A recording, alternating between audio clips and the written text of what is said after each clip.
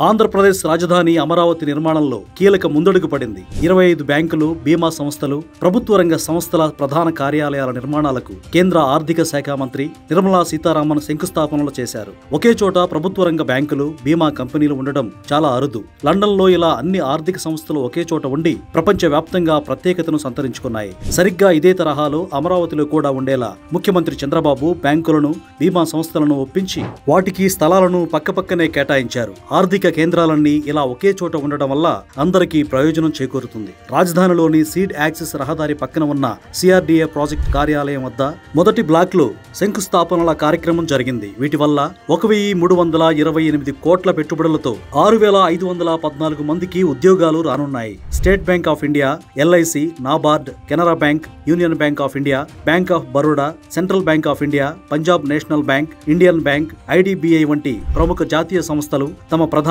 కార్యాలయాలను ఇక్కడ ఏర్పాటు చేయబోతున్నాయి. భవిష్యత్తులో రాజధాని నిర్మాణం అంటే అమరావతిని స్ఫూర్తిగా తీసుకుంటారని కేంద్ర ఆర్థిక శాఖ మంత్రి నిర్మలా సీతారామన్ అన్నారు. అమరావతి నిర్మాణాన్ని భుజాలపై మోస్తున్న ముఖ్యమంత్రి చంద్రబాబును చూసి అందరూ గర్వపడాలని, ఆయన్ను స్ఫూర్తిగా తీసుకోవాలని కోరారు. కార్యక్రమంలో ఉప ముఖ్యమంత్రి పవన్ కళ్యాణ్, ఐటీ మంత్రి నారా లోకేష్, పురపాలక శాఖ మంత్రి నారాయణ తదితరులు పాల్గొన్నారు.